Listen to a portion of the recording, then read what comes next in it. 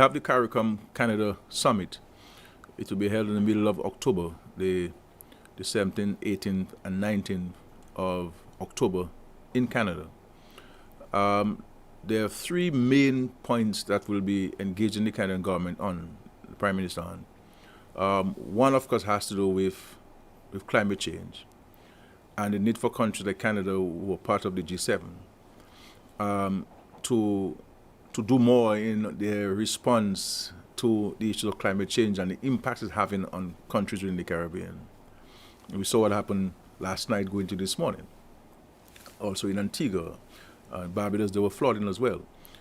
So we're being impacted by this on an ongoing basis, and so we believe that Canada is in a good position to have a stronger voice and more practical action, and getting the other colleagues within the G7, among other nations, to play a greater role and to live up to the commitments of capitalizing this fund to assist countries like ours in building resilience against natural disasters.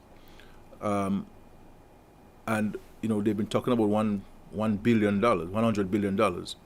The new estimate really is $2.3 trillion that developing countries will require if we're to seriously address and assist us in building resilience against the impact of climate change.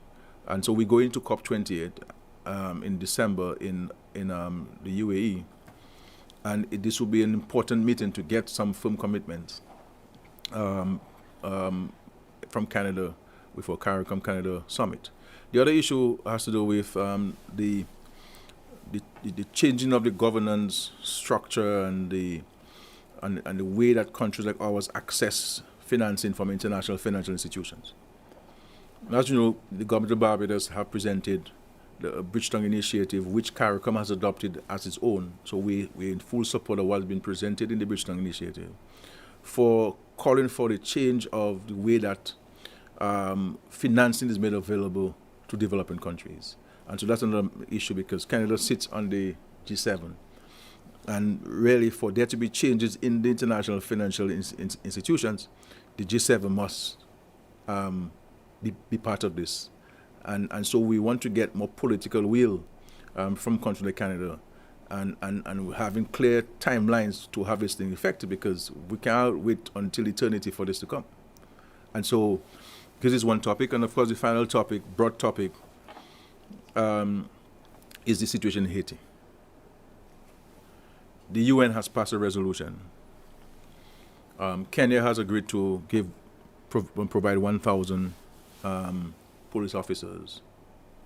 But certainly Haiti needs more than that.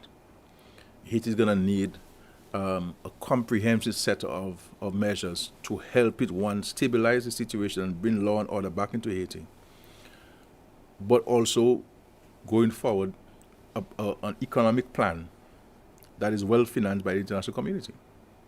Because even if you were to address the security issue in Haiti, which we must address, and following which you must have elections in Haiti, as everyone has agreed, the Haitian government people have agreed. But you have a humanitarian crisis.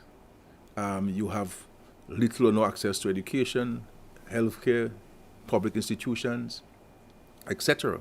So Haiti is going to need a complete overhaul and a Marshall Plan to help it get out of the situation once and for all. So it is just not go in and send some people in there and, okay, well, we have been able to stabilize things and go out. The Security Council resolution, in my view, needs to now build upon itself and to look at every clause in the resolution and to determine what specific actions which need to be taken to effect those clauses in the resolution, and I think that that is going to be very important to do.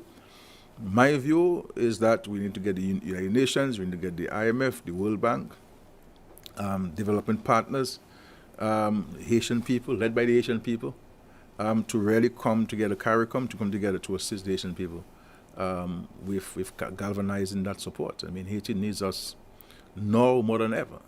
And We understand the precarious situation with the gangs, but Haiti is not the only country with gangs.